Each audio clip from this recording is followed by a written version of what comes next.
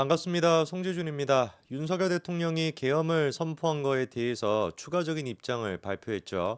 왜 자기가 계엄을 선포할 수밖에 없었던 것인지 그거에 대한 주된 원인은 야당과 그리고 또 이재명의 폭거에 있었다라는 것이고, 그리고 또 중요한 포인트가 선관위와 관련돼 가지고 왜 도대체 계엄군이 선관위에 갔던 것인지 그거에 대한 이유까지도 대통령이 추가적으로 밝혔습니다.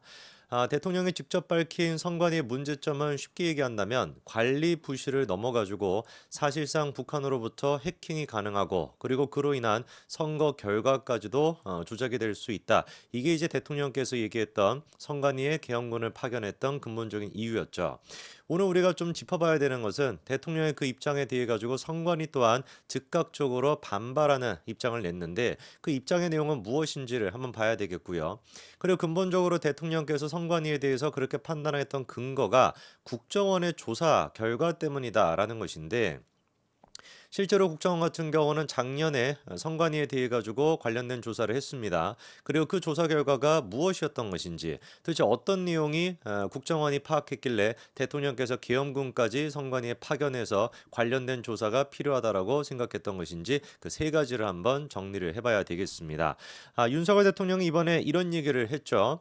비상계엄이라는 엄중한 결단을 내리기까지 그동안 차마 밝히지 못했던 심각한 일이 있다. 그게 바로 선관위 선거 시스템이 부실하다라는 거였습니다.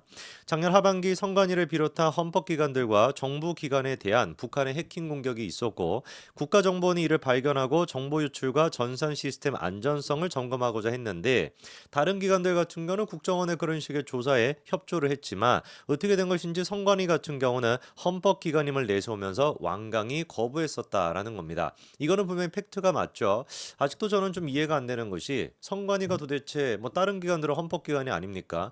다른 기관들도 헌법기관인데 다른 것도 아니고 북한, 대한민국의 주적이라고 하는 북한으로부터 해킹 공격을 받았다고 국정원이, 뭐 유튜브 같은 사람이 주장을 한 것이 아니라 국정원이 그런 조사를 통해 가지고 확인했다라고 한다면 당연히 어떻게 해야 되겠습니까? 두 팔 벌려 가지고 빨리 와서 조사를 하고, 혹시 뭐 선거 결과나 선거 이제 그 시스템에 대해 가지고 북한 해킹 시도가 있었던 건 아닌지 확인해 달라, 이렇게 얘기하는 것이 헌법기관으로서 얘기해야 되는 당연한 얘기겠죠. 거꾸로 그런데 선관위는 헌법기관임을 내세우면서 조사 자체를 거부했었다라는 겁니다.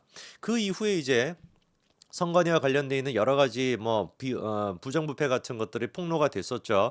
특히나 이제 그 선관위 직원들의 문제, 그다음에 또 선관위의 그 사무청 총장이었나요? 뭐 그런 사람과 관련된 문제점, 뭐 이런 것들이 이제 나오게 되면서 채용 비리와 관련된 문제가 튀어나오다 보니까 수세에 몰려서 억지로 이제 그 국정원의 조사를 받았던 게 작년 동안 있었던 문제였습니다. 자, 그렇게 이제 그 국정원이 조사를 하거나 보니까 어떤 결과가 나왔냐? 대통령이 했던 얘기는 그거죠.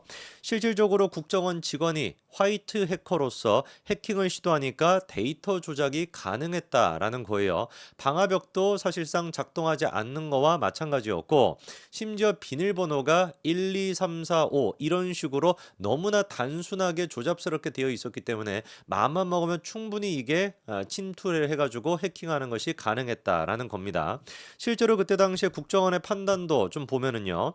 선관위의 보안 점검을 했던 국정원이 뭐라고 했냐? 국제 해킹 조직이 통상적으로 사용하는 해킹 수법. 그러니까 통상적으로 쓴다라는 것은 막 엄청난 전문가도 아니고 통상적으로 일상적으로 쓰이는 해킹 수법만으로도 선관위 내부 시스템에 침투해서 선거인 명부에 손을 대거나 개표 결과를 조작하는 것이 가능했다라는 거예요.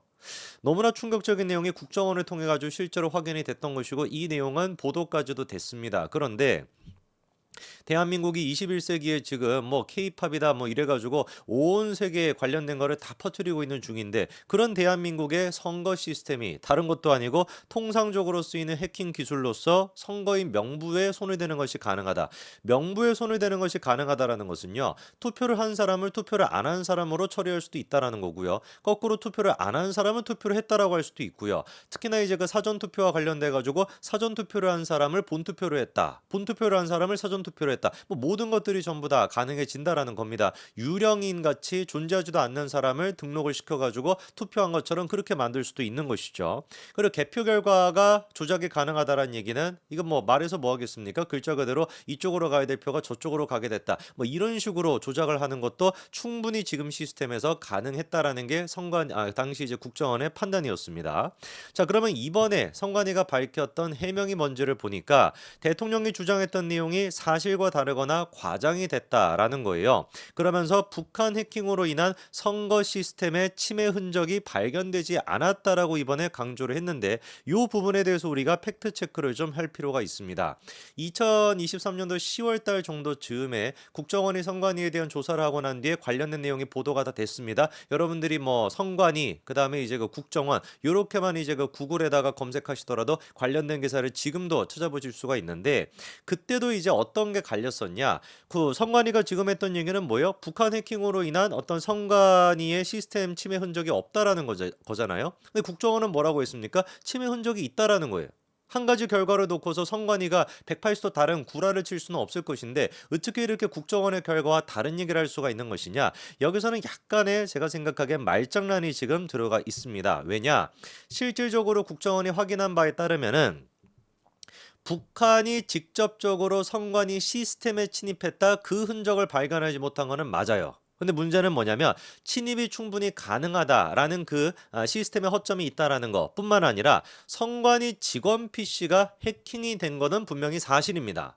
그러다 보니까 국정원 입장에서는 야 이것 봐봐라 북한이 지금 선관위에 대해 가지고 해킹 시도를 안 하는 것이 아니라 선관위 직원의 PC가 실제로 해킹이 됐고 관련된 문서를 빼돌리기까지도 했다. 그러면 맘만 먹으면 선관위 시스템에도 금방 침입할 수 있는 거 아니냐. 너네 지금 시스템이 뭐 아까 전에 얘기한 것처럼 선거 명단도 지금 이제 조작을 할 수 있고 결과까지도 조작할 수 있을 만큼 이렇게나 취약한데 선관위 직원 PC가 이미 북한으로 인해 가지고 해킹을 당했다라고 한다면 선관위 시스템도 문제가 있으니까 빨리 이거를 조치를 취해야 된다. 라고 하는 게 국정원의 입장이었습니다. 무슨 말인지 이해가 되시죠? 그런데 그때도 선관위가 강조했던 건 뭐냐? 우리 시스템은 북한으로부터 해킹당한 적이 없어. 이 말만 지금 고장난 레코드처럼 계속 반복을 했었던 것이고 지금 이 순간에도 똑같은 얘기를 반복하고 있는 겁니다. 아직까지는 그게 해킹이 이루어지지 않았다라고 해도 북한이 무슨 뭐 그거를 가만히 놔둘 리가 있겠습니까? 그리고 또 실제로 직원의 PC까지도 해킹을 했다라고 한다면 언제라도 선관위 시스템에 해킹을 하겠다라는 의도가 남아있다라고 봐야 되는 것인데 그거에도 선관위가 배째라 우리 시스템에 해킹당한 적이 없어 완벽하게 철통 보안이 되고 있기 때문에 해킹당한 적이 없어가 아니라 아직까지 북한의 해킹 시도가 없었으니까 괜찮아 이런 식의 입장을 보인다라는 것이 헌법기관으로서 보여줄 수 있는 모습이 맞습니까? 최소한의 헌법기관으로서의 책임감도 지키지 않는 모습 아닌가요? 그래서 그때 당시에도 국정원이 밝힌 바가 2021년도 4월 달에 선관위의 인터넷 PC가 킴수키라고 하는 조직의 악성 코드에 감염이 돼가지고 상용 메일함에 저장이 돼 있던 대외비 문건, 업무 자료, 인터넷 PC 이런 것들이 유출이 됐다라는 게 분명히 팩트가 맞다라는 겁니다.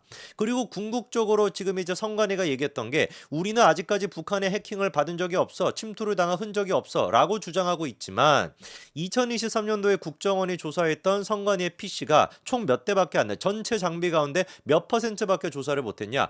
5%밖에 조사를 못했습니다. 95% 같은 경우는 국정원이 그러니까 조사를 안 했단 말이에요.